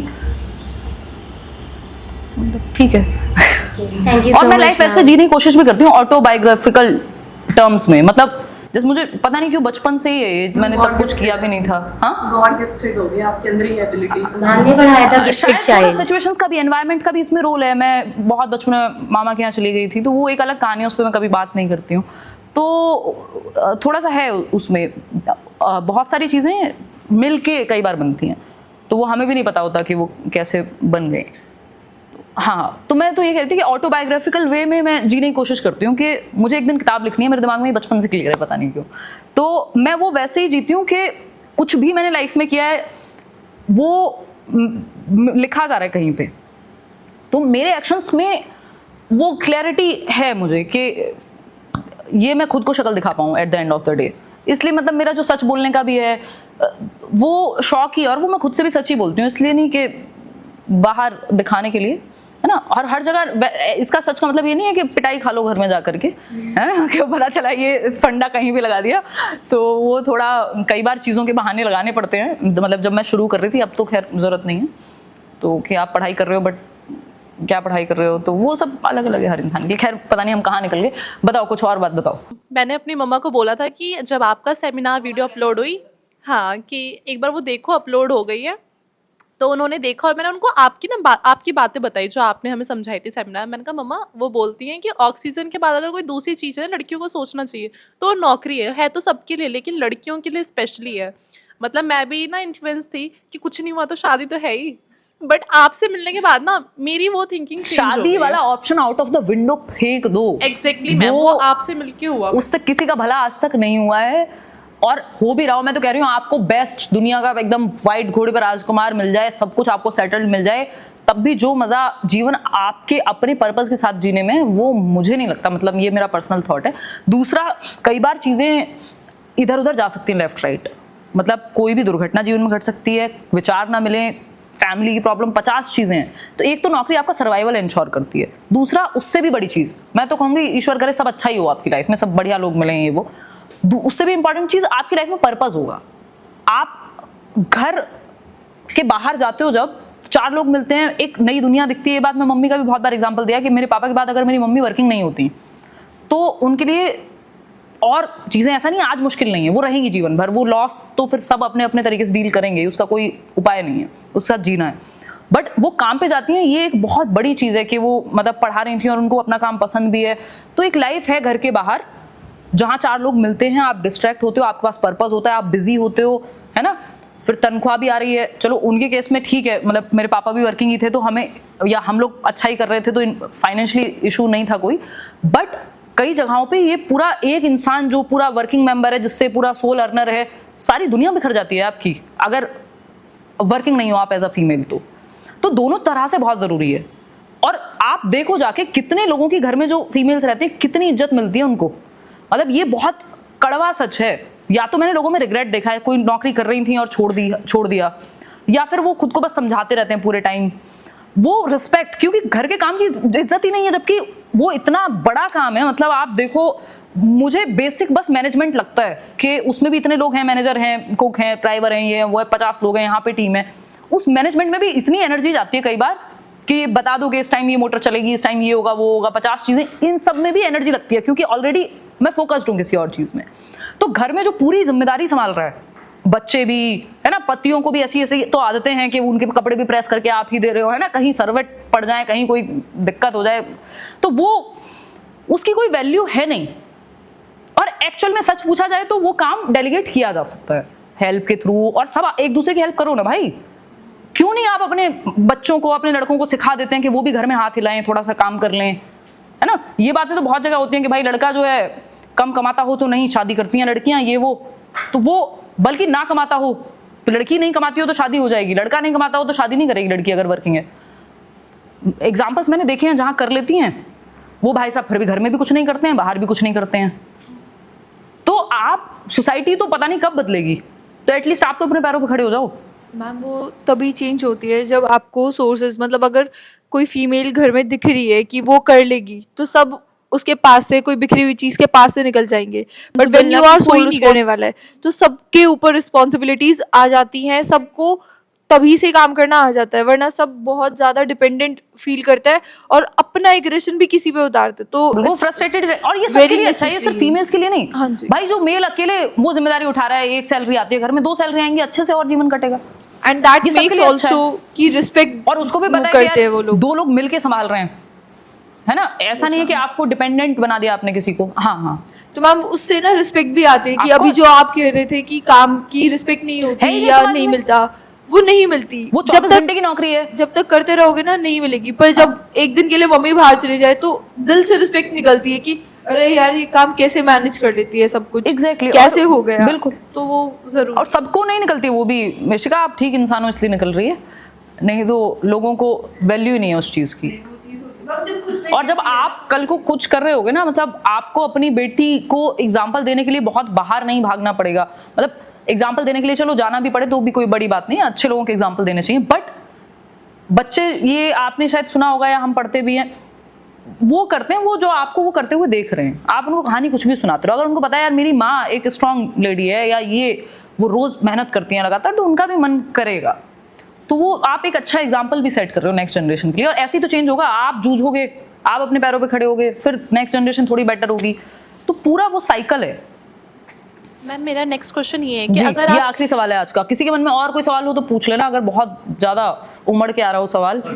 हाँ, क्यों हमारे कार्ड वार्ड सब फुल हो गए हैं। जी, अगर आप टीचिंग या एजुकेशन फील्ड में नहीं होते तो आप किस फील्ड में होते, ये मैं जानना चाह रही हूँ। मुझे स्पोर्ट्स में जाना था श्रेया। मैं बचपन में मैंने खेला भी है, जो स्कूल में छोटा मोटा होता था, डिस्कस थ्रो, ये वो, हम जाते थे उसके लिए इंटर सिटी वो कंपटीशन होता था कि बुलंदशहर से मुरादाबाद चले गए, वहाँ कहीं पे चले गए। तो मेरा क्रिकेट का लेकिन बहुत मन था, वो स्कूल में था ही नहीं, मतलब गर्ल्स स्कूल था बुलंदशहर में, क्योंकि मेरे फॉर्मिंग ईयर्स वही हैं, टीनेज जो आधा जीवन है 14 साल, तो वो वहीं था। तो लेकिन मैंने क्रिकेट, क्योंकि गांव में रहने का बहुत फ़ायदा ये था कि मैं दिन भर भी, मतलब काफ़ी घंटे क्रिकेट खेला है, धूप में, गर्मी में, व्हाटएवर। तो मुझे क्रिकेट का बहुत मन था। मैंने एक बार पता भी किया तो वो लड़कियों के लिए वहाँ अकेडमी नहीं थी उस टाइम, तो वो वैसी सी सिचुएशन थी। दूसरा, बैडमिंटन भी मैंने बहुत खेला है। साइकिल तो चलाई है, वो 20 किलोमीटर तो स्कूल था, मतलब 10 किलोमीटर जाओ 10 किलोमीटर आओ। और मतलब स्पोर्ट्स में मैं इस बार गांव गई थी लास्ट टाइम, तो मेरे जो मामा जी हैं, मैं पापा ही बोलती हूँ, उनके पास थी, तो उनके साथ एक टीचर थे जो मुझे कभी कभी इंग्लिश ग्रामर पढ़ाने आते थे, तो शिक्षा मित्र हैं बेसिकली वो। तो इस बार वो आए हुए थे, हम बहुत साल बाद मिले, तो कह रहे थे कि हिमांशी दिल्ली भेज दिया आपने उसको, नहीं तो ये स्पोर्ट्स में नेशनल वेशनल्स तो खेल ही रही होती है अभी कुछ ना कुछ। तो वो वैसा है कि मतलब स्पोर्ट्स में मेरा बहुत मन था। और आज भी जब मैं देखती हूँ, कई बार प्रेशर सिचुएशन कह लो या फिर बहुत सारी चीज़ें, एनर्जी कह लो, या मेरी बॉडी ने बहुत साथ दिया, क्योंकि मैंने तो बहुत ख़राब मेरा रूटीन रहा है, कोई बहुत अच्छी बात तो है नहीं कि मैं रात को जगती हूँ और दिन में, और खाने का नहीं पता, और 50 चीज़ों का इतने साल तक भागम भागी। वो शुरुआत के कुछ साल में बहुत बैंड बजती है, अब तो चीज़ें सब ठीक है। न्यूट्रिशन में बहुत ज़्यादा ध्यान नहीं दिया, आयरन कम हो गया कई बार, ये वो, बट वो बॉडी झेली इसलिए गई क्योंकि वो फॉर्मिंग ईयर्स में बहुत अच्छा एक एनवायरनमेंट था। हाँ, तो मैं स्पोर्ट्स में जाती, मतलब मेरी बड़ी दिली इच्छा थी। एक टाइम पे मुझे आरजे भी बनना था, सब बच्चों का होता है, कुछ दिन कुछ बनना होता है, कुछ दिन कुछ बनना, लेकिन हाँ फेवरेबल एनवायरनमेंट अगर होता तो मैं पक्का स्पोर्ट्स 100%, मतलब कोई भी उसमें डाउट नहीं है। तो फिर हम लोग मिले, इंटरव्यू के लिए मिले इस बार, और इन बिटवीन भी आपके नंबर तो सबके हैं ही हमारे पास अभी, है ना? क्या कहते हो? दीपक नाम है आपका? सॉरी, मुझे ये याद था कि आपका कॉमन नाम है कोई, दीपक, शिवम और क्या, अंजलि, शिवानी, श्वेता, ये एकदम बालूशाही नाम है। बालूशाही नहीं, वो क्या क्या देते हैं हम अभी, सोन पापड़ी नाम है कि सबको दे दिया एक एक नाम, है ना। तो ऐसे मेरा भी कोई बहुत यूनिक नाम नहीं है गाइज, मैं बता दूं, मैं किसी के नाम का मजाक नहीं उड़ा रही हूँ। तो ये कहानी है गाइज। तो अभी हम चलें, पक्का? मजे आए आपको? पकाया तो नहीं हमने? वैसे आज अच्छा है ये कि हम आज आपसे मिले हैं ना, कल पढ़ने में ज्यादा मन लगेगा। हाँ वो तो आप करो यार, क्योंकि काम तो करना है, उसमें और कोई इलाज उसका है नहीं। मैं सब देख चुकी हूँ, ये सोच के समझ के अपना के मतलब मैं हाथ नहीं हिलाऊं, जीवन ऐसा का ऐसा ही चलेगा, यही इसी तरह कपड़े पहन पाऊंगी, सब पूरे जीवन में कोई कमी नहीं होगी। कुक हैं, ड्राइवर हैं, मैनेजर हैं, सब ये सब ऐसा का ऐसा ही रहेगा। आज से काम छोड़ दूं तो ये चीज 2 साल पहले भी करती थी, तब भी यही होता, बट जीवन मजा नहीं रहेगा। और मैंने बीच में देखा है ये करके कि मैं जहाँ काम नहीं कर रही हूँ अच्छा ही नहीं लगता। तो काम तो करना है, उसका और दूसरा कोई इलाज नहीं है। जब तक आप जीवे तो काम करो, मस्त पर्पज रहता है उससे। तो ये तो मेरे आज तक के जीवन का सार है कि ना आपको एक टाइम के बाद फेम मोटिवेट करता है, ना आपको पैसा, ना कुछ और। मतलब हर इंसान के लिए अलग हो सकता है, बट मेरे लिए तो ऐसे ही काम करता है। नॉलेज, एक्सपीरियंसेस, काम सबसे ऊपर। मतलब सिर्फ मेरे को कह दो आपके बस वर्ल्ड टूर पे निकल जाओ घूमने, तो मेरा उसमें भी मन नहीं लगेगा। वो भी मैं सोच के छोड़ चुकी हूँ। जब तक काम नहीं होगा किसी फॉर्म में, मतलब आप लोग नहीं होगे मेरे लिए ये काम है, किसी के लिए कुछ और हो सकता है, वो कुछ घंटे चाहिए आपको दिन के जिसमें आप डेडिकेटेडली कुछ कर रहे हो। तो मैं कुछ ऑनलाइन क्वेश्चंस ले रही हूँ, फिर उसके बाद अगर 1-2 सवाल हो तो तब ले लूँगी। और एक तो यही सवाल है, हाउ टू स्टडी कंसिस्टेंटली। ये तो आप इस पर हम बात भी कर चुके हैं। बेसिकली एक डेली रूटीन बनाना है, चाहे 2 घंटे का ही हो। जब आप 2-2 घंटे भी जितना अचीवेबल है आपके लिए, उतना भी आप पढ़ने लग जाओगे 5 दिन, तो फिर वो बनता चला जाएगा। और कंसिस्टेंसी ब्रेक सबकी होती है बीच में, कि भाई सैटरडे जैसे आप कह रहे थे मन नहीं करता पढ़ने का, नहीं पढ़ा कोई बात नहीं, संडे से फिर से शुरू कर दो। तो जब ब्रेक हो जाए फिर से शुरू कर दो। बस वो फिर से शुरू करना जरूरी है। लाइफ में हर एक एरिया में लागू होता है।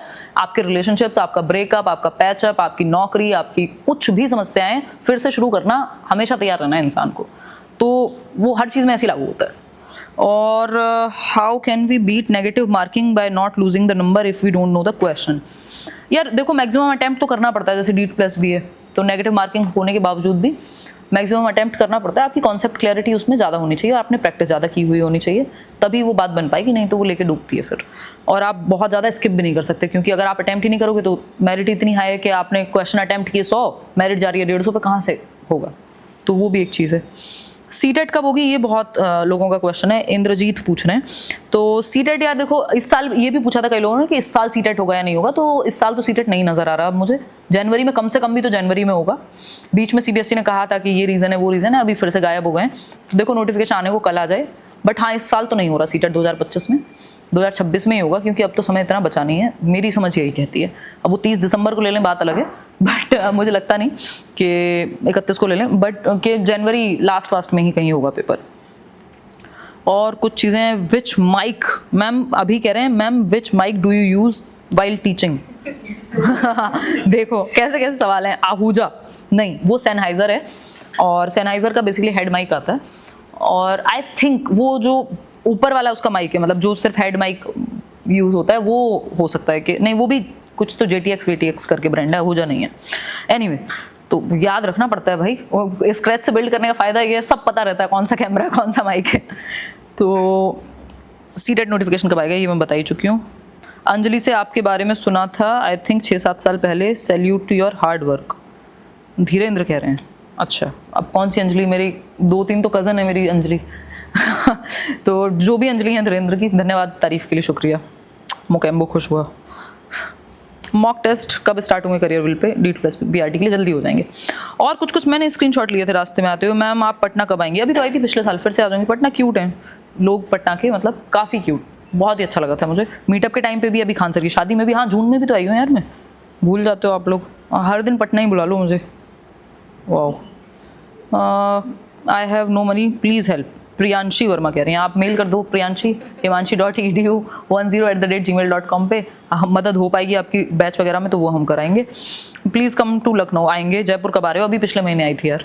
और कुछ और सवाल हैं, मतलब रैंडम सवाल होते हैं ऑनलाइन में, आपको नहीं पता कौन एक बिल्कुल ही आप लोगों के सिर्फ पढ़ाई के सवाल है, उनके एकदम अलग चल रहा है, उनको कुछ भी पूछना है बट पढ़ाई नहीं पूछनी है।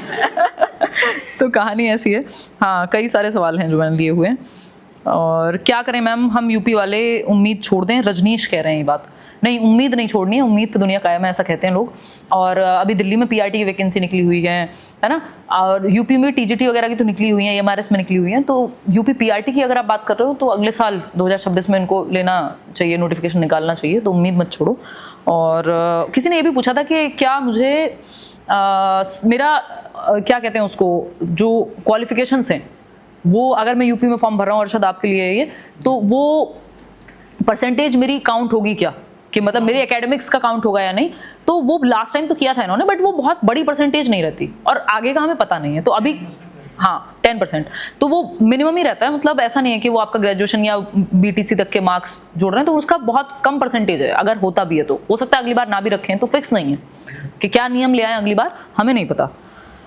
आगे बढ़ते हैं, कुछ और सवाल ले लेते हैं फटाफट से। केबीएस के फॉर्म कब निकलेंगे? I am your big fan, you are my role model. Thank you so much Patil Shweta.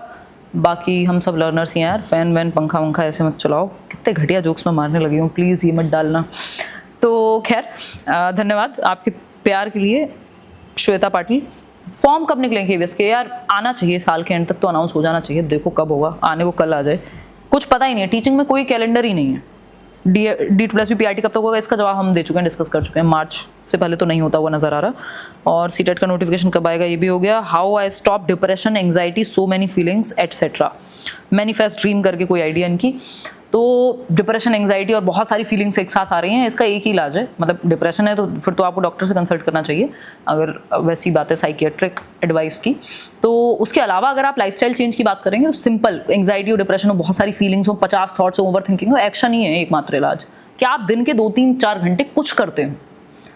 एक तो आप एक्सरसाइज पकड़ लो, मतलब योगा हो, जिम हो, चाहे आप दौड़ने जाते हो कहीं आधे घंटे, और साथ में आपका कुछ आप करते हो, जैसे आप लोग पढ़ रहे हैं, मैं काम करती हूँ, वो कुछ होना चाहिए 3 घंटे। ये लोग अपना कैमरा पर्सन तो अपना वो देख रहे हैं, कोई साइड में हॉबी, कई बार ये लोग चले जाते हैं थिएटर में, तो वो कुछ करना जरूरी है, वो एक्शन से ही जाएगा, और दूसरा कोई इलाज नहीं है दुनिया में, आपको कर्म करना है, सिंपल बात खत्म।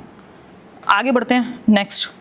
और अगर कोई आसपास टॉक्सिसिटी है तो उसको कट ऑफ करने की कोशिश करनी है। फलक नाज कह रही हैं क्या सेमिनार की वीडियो मिल सकती है बैच में? Also I have a question, does CTET marks matter in D+P? CTET के मार्क्स कहीं मैटर नहीं करते हैं। अगर आप सरकारी नौकरी की तैयारी कर रहे हैं, आपका क्वालिफाइड होना चाहिए सीटेट। 82 नंबर आपके कैटेगरी से, किसी भी कैटेगरी से आप हैं, SC ST OBC, और जनरल में 90 नंबर 150 में से होने चाहिए सीटेट में। लाइफ टाइम वैलिडिटी है, दोबारा आपको देना नहीं है, एक बार हो जाए तो कोई टेंशन नहीं है। कहीं भी नंबर मैटर नहीं करते, ना KBS में ना कहीं, आपका बस क्वालिफाइड मांगते हैं कि सीटेट का आपके पास सर्टिफिकेट हो कि आप क्वालिफाइड हैं। ये क्वालिफाइंग एग्जाम है वैसे भी। Anyways, I want to become a government TGT teacher, I have just completed my graduation BA, now what to do? देखिए, ये जितने भी लोगों को रहता है, मतलब आप लोग को तो पता ही है, आप लोग तो टीचिंग ट्रेनिंग कर रहे हैं, जिन भी लोगों को ये रहता है कि मुझे टीचर बनना है और BA खत्म किया जस्ट अभी, तो अब क्या करूँ, या 12th की है तो कैसे बनूँ? देखो, टीचर बिना टीचिंग ट्रेनिंग के नहीं बनते हैं। अगर 12th की बात कर रहे हैं तो दिल्ली में DLED होता है, MP में होता है, जिसको डाइट या JBT कहते थे पहले। अगर ग्रेजुएशन की बात कर रहे हो तो B.Ed कर लो। तो बिना टीचिंग ट्रेनिंग के टीचर नहीं बन सकते कि आप एकेडमिक्स पढ़ के 12वीं करके या ग्रेजुएशन करके आप सोचें कि टीचर बन जाएं, या इवन पोस्ट ग्रेजुएशन में भी ज़्यादातर जगहों पे B.Ed मांगते हैं, कुछ जगहों पे 2 साल के अंदर करनी होती है जॉब के। तो आपको फिर टीचिंग ट्रेनिंग तो कर लेनी चाहिए। अगर आप सरकारी नौकरी की तैयारी में आ रहे हैं, ग्रेजुएशन कर लिया है, तो साथ में एक B.Ed या DLED वगैरह भी कर लो अगर टीचर बनना है तो, क्योंकि बिना टीचिंग ट्रेनिंग के टीचर नहीं बनते। नेक्स्ट है सरिता चौधरी, कह रही है ma'am how to maintain consistency and motivation?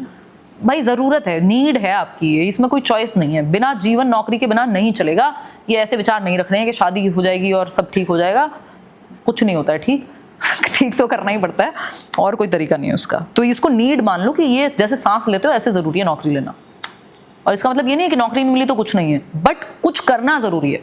दुनिया में बहुत कुछ है करने को। और शिक्षक का संसार नाम है इनका। Ma'am I am selected in BPSC TRE 3 but I want to do preparation for D+B and KVS, time management की दिक्कत है। सुन रहे हो, देख रहे हो गाइस कंपटीशन? कह रहे हैं BPSC TRE में सेलेक्टेड हूँ, TRE 3 में, और टाइम मैनेजमेंट की दिक्कत है, KVS और D+B के लिए पढ़ना है, तो 6-8 घंटे की आपकी नौकरी होगी। बाकी के जो 8 घंटे हैं वहाँ आप सेटल करो किसी तरह से। 8-8 घंटे की 3 शिफ्ट बना लो ना, 8 घंटे सोते हो, 8 घंटे काम पे जाते हो, 8 घंटे में बाकी आप देखो कि वो खाना पीना बाकी सब निकाल के उसमें से 4 घंटे आप पढ़ लो। तो वैसे हो जाएगा मैनेज, और कंसिस्टेंसी से पढ़ लो। हिमांशु पांडे कह रहे हैं ये सुपर टेट वाला, हाँ ये इनका बता दिया मैंने कि एकेडमिक के मार्क्स काउंट होंगे अगर सुपर टेट एग्जाम होता है तो, होते हैं बट कम परसेंटेज में, 10% हो सकता है आगे ना भी हो, तो वो रूल पे डिपेंड करेगा जब वैकेंसी आएगी यूपी में कभी इस जन्म में। और अरुण सिंह कह रहे हैं मैम इस देश में टीचरों की इतनी दुर्गति क्यों है, इसको कैसे सही किया जा सकता है? यार हम सब कुछ नहीं सुधार सकते, लेकिन ये दुखद है, इस पर बात ज़रूर कर सकते हैं कि अगर आप देखेंगे ना तो टीचिंग का कोई कैलेंडर है कि कोई फिक्स जॉब्स आती हों कि हर साल एक कैलेंडर है जैसे एसएससी में निकलता है, हालांकि हालात उनके भी खराब ही हैं, तो वो चीज़ नहीं है। दूसरा, जो लोग प्राइवेट में जाते हैं, प्राइवेट में सैलरी इतनी ख़राब है, इतना ओवरवर्कड हैं टीचर्स, ऐसे भी केसेस मैंने सुने लोगों से कि साइन कुछ सैलरी पे करते हैं, मिलती कुछ और है, यानी 50,000 के साइन कर रहे हैं, 17,000 सैलरी मिल रही है, ऐसी भी स्थिति है। तो वो उन्होंने अपने आप में एक बिजनेस बनाया हुआ है, जो लोग चलाते हैं वो स्कूल्स, तो सबको नहीं कह रही हूँ बट जो लोग करते हैं उन्हें पता ही ये होता है, ये बिल्कुल विजिबल है। लोग डर के मारे कहते नहीं है ऑन कैमरा, बट ये बहुत टीचर्स के साथ होता है कि वो साइन करते हैं जिस सैलरी पे, वो सैलरी उन्हें मिलती नहीं है। तो ये इतनी बड़ी खराब चीज़ है कि मतलब एक व्यक्ति जो सच में एक अच्छा टीचर है, अच्छे से अच्छे स्कूल्स में भी हालत ये है। कुछ स्कूल्स में ऑफकोर्स स्थिति अच्छी है कि वहाँ सैलरीज अच्छी हैं या ठीक परमानेंट भी हो जाते हैं कुछ टीचर्स, बट वो बहुत लिमिटेड स्कूल्स हैं, चुनिंदा। तो ये थोड़ा है कि इस पे ध्यान दिया जाना चाहिए कि कैसे हम देश में टीचर्स की स्थिति सुधारें, क्योंकि कई बार इंसान ट्यूशन पढ़ा के ज़्यादा कमा लेता है उस नौकरी से, तो स्थिति वैसी हो जाती है। और मिस्टर अतुल कह रहे हैं सीटेट में एससी मेल कैंडिडेट हूँ, 89 क्वेश्चन राइट हुए हैं, क्या मैं DEET+B और KVS के लिए एलिजिबल हूँ? बिल्कुल, SC ST OBC किसी भी कैटेगरी से अगर आप हैं, 82 नंबर आपके सीटेट में, आप एलिजिबल हैं अप्लाई करने के लिए किसी भी जॉब में, और अगर आप जनरल से हैं तो 90 नंबर, सिंपल। चलिए खैर आगे बढ़ते हैं। अल्ताफ कह रहे हैं मैम आप शादी कब करेंगी? ये बहुत लोगों का सवाल है, मुझे भी नहीं पता यार मैं कब करूँगी शादी, और करूँगी भी या नहीं करूँगी ये भी नहीं पता, है ना। जीवन में जो मेरे लिए सबसे ज़्यादा ज़रूरी था वो मैं जी रही हूँ, अपने हिसाब से जी पा रही हूँ, अच्छा काम कर रही हूँ, ईश्वर की दुआ से 4 लोगों को मदद हो पा रही है, अच्छे दोस्त हैं, फैमिली है, सब ठीक है। प्रभात कुमार कह रहे हैं मैम मैं बिहार से हूँ, TRE 4 कैंडिडेट हूँ, मेरी गर्लफ्रेंड मुझे छोड़ के चली गई, मेरा दिमाग उस पर ही है। तो दिमाग उस पे है, दिल पढ़ाई में लगा लो, कोई दिक्कत की बात नहीं है ना। और जिसको जाना होता है वो चले जाता है, और उसको जाने देना चाहिए, है ना। दुनिया में 8 बिलियन की आबादी है, एक व्यक्ति चला जाए तो चला जाए भाई। आपको अपने साथ रहना आना चाहिए, जिस दिन आप जीवन में अपने साथ रहना सीख गए, समस्या खत्म हो जाएगी, है ना। कोई और मिल जाएगा यार, ठीक इंसान मिल जाएगा, क्या बात हो गई, है ना। पढ़ लो, नौकरी लग जाएगी, सब अच्छा, सबको अच्छे लगने लगोगे आप, तो कोई बात नहीं। गर्लफ्रेंड छोड़ के चली गई, दिमाग उसी में लगा हुआ है, आप दिल लगाओ पढ़ाई में, दिमाग को जाने दो, सब ठीक हो जाएगा। ये पहली बार नहीं हो रहा है, इतिहास में पहली बार ये घटना नहीं घट रही है कि कोई किसी को छोड़ के चला गया है, ये होता रहता है दुनिया में, है ना। इसकी आदत आप डाल लीजिए, वैसे भी सबको एक दिन छोड़ के जाना है आपको, है ना, चाहे वो किसी का शहर से जाना हो, किसी का दुनिया से जाना हो, है ना। मैम आपकी एज, ये सब बताने की बातें नहीं होती, अनुभव फिर भी बता देते हैं, 29 साल। और अनमोल बिरला कह रहे हैं hello Himanshu ma'am offline classes कब से स्टार्ट होंगी? बहुत जल्दी, शायद हो सकता है 2-4-6 दिन में हम GTB नगर में गेट नंबर 3 के पास रजिस्ट्रेशन शुरू कर देंगे। ऑफलाइन क्लास का आपको या तो कोई नंबर दे देंगे कि आप यहाँ अपनी इंक्वायरी ले सकते हो, DEET+B के लिए ऑफलाइन क्लास करेंगे। मुझे आप लोगों को देख के बड़ा अच्छा लगता है, अभी ये लोग सब सामने बैठे हुए हैं, यही क्योंकि सिर्फ आप ऑनलाइन पढ़ा के वो बोरियत थोड़ी आ जाती है ऑनलाइन में, क्योंकि सिर्फ कमेंट्स दिखते हैं, लोग नहीं दिखते, चेहरे नहीं दिखते। तो हम कर रहे हैं शुरू ऑफलाइन, और ऐसी पैशन प्रोजेक्ट ही है, मतलब मेरा मन है इसलिए हम कर रहे हैं। राणा सुमंत कह रहे हैं मैम एक ठहराव सा आ गया लाइफ में, एक तरफ घर वाले शादी को देख रहे हैं, दूसरी तरफ मन कह रहा है कि एक लास्ट अटेम्प्ट। तो शादी हो भी जाए तब भी नहीं रुकना है भाई, अंत नहीं है जीवन का शादी। तो या तो शादी नहीं करनी तो कह दो भाई नहीं करनी, कर लेने दो तैयारी। कई लोगों को लगता है सब हो जा रहा है, अभी कोई पूछ भी रहा था कि शादी कब हो रही है आपकी। शादी कोई ऐसी कोई घटना थोड़ी अपने आप घट जाएगी भाई, करता है इंसान, उसमें कहीं ना कहीं विल होती है आपकी। कितने भी लोग आसपास दिक्कत दे रहे हैं, अगर आपको लग रहा है कि आपको नहीं करनी है, आप तैयार नहीं है, कहीं ना कहीं आपके मन में होता है तभी आप करते हैं। तो जबरदस्ती की तरफ तो मत जाइए, फिर वो तो लीगल भी नहीं है ना। तो बिल्कुल दो यार, एक अटेम्प्ट क्या आप 4 अटेम्प्ट दो, पूरी मेहनत करो, शादी कोई अंत थोड़ी है जीवन का। आई एम सोनू यादव कह रहे हैं EMRS में कॉम्बिनेशन नहीं बन रहा है, क्या करूं प्लीज़ बताओ। कुछ नहीं कर सकते हैं, जहाँ कॉम्बिनेशन बन रहा है फिर आपको वहाँ अप्लाई करना पड़ेगा, कुछ भी नहीं किया जा सकता इस पर। और ये कई लोगों को ग्रेजुएशन करते समय बहुत ध्यान रखना चाहिए कि अगर टीचिंग में जाना पड़ गया तो सब्जेक्ट कॉम्बिनेशन बने आपका। और वेलोरस बर्ड कह रहे हैं CDP कैसे स्टार्ट करें मैम? मैराथन सेशन से शुरू कर दो यूट्यूब के, फिर उसके बाद चाहो तो बैच में आ जाना, वो आपकी श्रद्धा है। रियू कह रही है मैम आपकी मम्मी और सिस हमारे स्कूल में पढ़ाती हैं, आपकी मम्मी हमारी टीचर हैं, और ऐसे हार्ट वार्ट भेजा हुआ है इन्होंने, बहुत खुशी की बात है जी, थैंक यू सो मच। और शुभम कुमार कह रहे हैं मैम आप बहुत अच्छा पढ़ाते हैं, we are lucky to be your student. Oh धन्यवाद। ये स्टूडेंट से याद आया कि मेरी मम्मी और मेरी दीदी सेम ही स्कूल में पढ़ाते हैं, तो अभी मम्मी का प्रमोशन हुआ था बीच में, तो मम्मी थोड़े दिन के लिए दूसरे स्कूल में थी, फिर अभी दोनों वापस आ गए हैं उसी स्कूल में। तो टीचर्स का तो भाई ऐसा है कि मम्मी की स्टूडेंट हैं ये, जैसे आप अभी बोल रहे थे कि कोई सेलिब्रिटी से मिलने का मौका मिले और आपसे मिलने का मौका मिले तो मैं तो आपसे मिलूंगी। भाई टीचर के सामने, मतलब स्टूडेंट के लिए टीचर्स के सामने सारी दुनिया सेकेंडरी हो जाती है। अगर सच में अच्छा टीचर है तो ये होता है। एक दिन मैं और मेरी सिस्टर जा रहे थे कार में, तो हम ऐसे रोड क्रॉस कर रहे थे, वो शायद ड्राइव कर रही थी, मैं बैठी हुई थी, या जो भी है इसका ऑपोजिट भी ट्रू हो सकता है। तो कोई लड़की थी जो वहाँ से हाय हाय हाय कुछ तो कर रही थी, तो मुझे लगा मुझे लोग मिलते रहते हैं कि हाय कह रहा होगा कोई, तो मैंने ऐसे ही हाय कर दिया। भाई उन्होंने जो लुक दिया है मुझे, तो वो दीदी की स्टूडेंट थी स्कूल में। तो फिर हम लोग साइड में रुके थे, तो वो आई फिर। तो आप होगे भाई, आपको लाखों लोग जानते होंगे, आपका जो भी है होगा, बट बच्चे का अपने टीचर के साथ जो कनेक्ट है वो सब सेकेंडरी है दुनिया में। कि वो उनसे पढ़ता है तो वो टीचर दिख भी जाए उनको कहीं मार्केट में, तो वो बहुत खुश हो जाएगा, उसको सारी दुनिया सेकेंडरी लगती है। कि आप पढ़ाते होगे टीचर्स को, हमें क्या है, हम तो जानते भी नहीं है, जानते हैं तब भी उसको पता है मेरे टीचर से कनेक्ट, वो टीचर और स्टूडेंट का जो कनेक्ट है वो कहीं और दुनिया में एग्जिस्ट नहीं करता। अगर सच में आप ईमानदारी से पढ़ा रहे हैं तो ये चीज़ आप लोग के लिए भी है। जब आप स्कूल में जाएंगे, मतलब आपको कहीं भी स्टूडेंट्स मिल जाए ना, वो जैसे ट्रीट करते हैं आपको, जो जितना स्पेशल वो फील करा देते हैं, मुझे नहीं लगता दुनिया में कहीं और ये चीज़ रेप्लिकेट हो सकती है। तो आप अच्छे टीचर अगर बनेंगे तो बहुत दुआएं तो मिलेंगी और प्यार भी मिलेगा। तो ये एक किस्सा मुझे याद आ गया। और मैम आपकी शादी कब होगी? आधे लोगों को मेरी शादी की पड़ी है बस, स्नेहल पता नहीं यार, कभी नहीं शायद। मैम शादी का लड्डू कब खिला रहे हो? लड्डू नहीं मिल रहे हैं इनको, ऐसे खा लो जाके फ्री फंड में। ये मेरे मामाओं जैसी बातें करने लगते हैं लोग। फेवरेट टीचर वो भी नहीं करते बेचारे अब तो। Kumar Deepak favourite teachers offline में अगर आप कहोगे या मेरे टीचर्स, तो मतलब मेरे मामा जी, मैंने उनसे बचपन में बहुत पढ़ाया उन्होंने, क्योंकि मुझे और मेरी पूरी प्राइमरी एजुकेशन का जो ध्यान रखा उन्होंने, जो मेरे बेसिक्स क्लियर कराए हैं। वो गवर्नमेंट स्कूल में टीचर हैं यूपी में। मैं मतलब मेरे लिए तो पेरेंट ही हैं वो, मैं वहाँ रही हूँ 14 साल, तो पापा बोलती हूँ, तो हैं भी, मैं मानती भी वैसे ही हूँ। तो वो बहुत अच्छे टीचर हैं और मुझे उन्होंने पढ़ाया है। मतलब मैं अपनी मदर से भी नहीं पढ़ी हूँ या फादर से भी उतना नहीं पढ़ी हूँ, उनसे मैं पढ़ी हूँ, उन्होंने प्रॉपर पढ़ाया, तो मुझे तो वो बहुत पसंद है और बहुत पैशनेट टीचर भी हैं, तो वो मेरे फेवरेट हैं। दूसरा, हमें जब मैं ये टीचिंग ट्रेनिंग कर रही थी तब एक पारुल मैम हैं हमारी, अभी भी हम लोग टच में हैं। बर्थडे पे बुलाया था बट वो व्यस्त थी थोड़ा घर पे, तो नहीं आ पाई। दीपक सर हैं वो, उन्होंने एजुकेशनल साइकोलॉजी बहुत अच्छे से, अमेजिंग। मतलब दीपक सर तो हम लास्ट ईयर सेमिनार में बुलाया था, आप लोग शायद तब नहीं थे।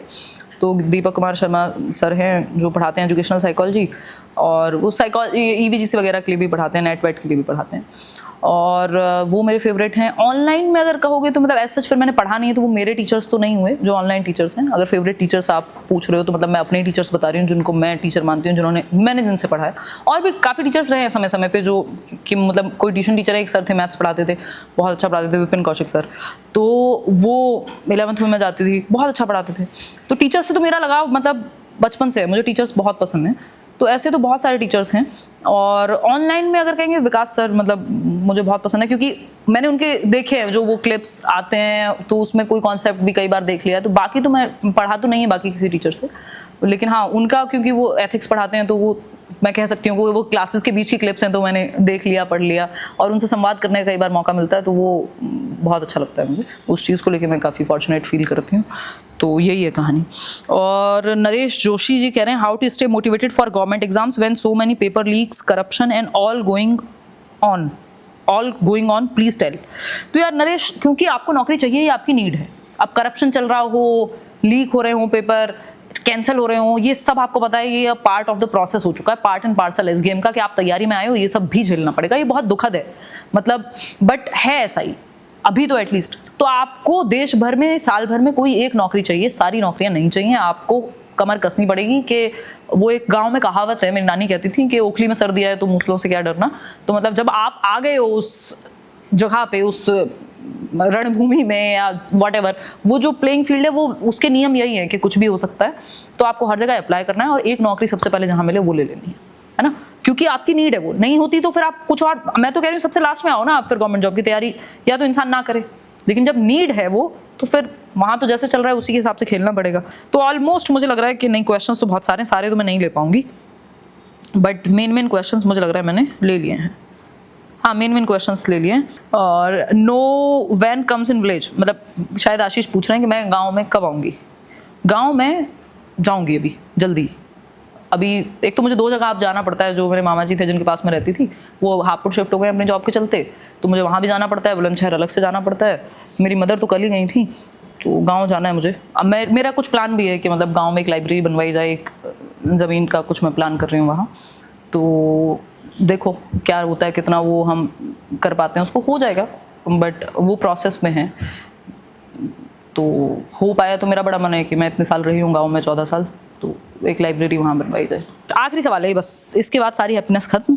मुकेश यादव कह रहे हैं आर यू हैप्पी। देखिए, हैप्पीनेस की डेफिनेशन क्या आपके मुताबिक है वो आप पहले बताइए। बाकी मतलब ये मैं गोलमोल नहीं घुमाऊंगी, इसको कॉम्प्लिकेट नहीं करूंगी। देखो हाँ, संतुष्टि बहुत है, और मुझे लगता है हाँ, अगर मैं खुश नहीं तो कौन ही खुश है फिर। तो सबके अपने लाइफ में अपने अपने चैलेंजेस हैं, और बट एज सच एक नीचा का, आई थिंक फ्रेडरिक नीचा का कोट है कि all defeat is psychological until death. तो मतलब, और फिर या फिर एक और उनका कोट है आई थिंक कि what doesn't kill you makes you stronger. तो दिक्कत नहीं है कुछ, मतलब बहुत इतना God has been very kind कि अगर मैं यहाँ बैठ के कंप्लेन करूँ तो वो शायद डिसरिस्पेक्ट होगी जो भी मिला है लाइफ में उसकी।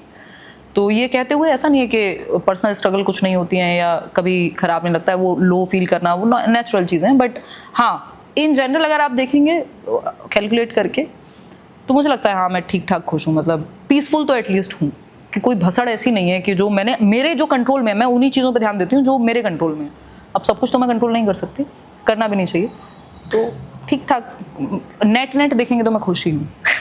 आप लोग को गाइस समोसा लेके जाना हो तो आप अपने घर ले जा सकते हैं। इस बात से हम अपनी बात को समाप्त करते हैं। थैंक यू सो मच जिन लोगों ने ऑनलाइन में देखा है ये सेशन। 4 अक्टूबर को या उसके 1-2 दिन आगे पीछे तक हम कोशिश करेंगे कि 4 अक्टूबर से 2-3 दिन या 24 घंटे एटलीस्ट कुछ डिस्काउंट चलवाएं कोर्सेज पे करियर के। इसके अलावा आप एक गूगल फॉर्म भर दीजिए अगर आप नेक्स्ट संडे वार्ता सेशंस में आना चाहते हैं इन प्यारे प्यारे लोगों की तरह। और इसको ऐसे ही रखेंगे अब हम ऑफलाइन, आप लोग भी फिर से आ जाना कभी, कोई बात नहीं। तो हाँ, सिलेक्शन लेके तो हाँ, तो हम लोग इसी तरह से इसको हाइब्रिड बना दिया कि मतलब ऑनलाइन के भी कुछ क्वेश्चंस, ऑफलाइन के भी कुछ क्वेश्चंस, क्योंकि मैं स्क्रीन से थोड़ा सा बोरियत महसूस कर रही थी। ये बात मैं कई बार बता चुकी हूँ आप लोग को। इसके अलावा happy Dussehra, happy Diwali, happy Dhanteras, जितने भी त्यौहार आगे आने वाले हैं, ये मौसम एकदम बेस्ट मौसम होता है साल का। बाहर निकलो, होली तक का, हाँ होली तक के सारे त्यौहार आपको मुबारक हो, नया साल सब कुछ। और thank you so much, take care, bye bye, all the best. कोई और आपके सवाल हो अगले संडे वार्ता के लिए तो आप कमेंट्स में पूछ लीजिएगा। और महीने में एक सेशन मेरी प्लानिंग है कि एटलीस्ट करूं। अगर अच्छा लगने लगा या बढ़िया बना तो हो सकता है जैसे हर हफ्ते करते थे, हर हफ्ते नहीं तो एटलीस्ट 2 कर लूँ। थैंक यू सो मच, धन्यवाद।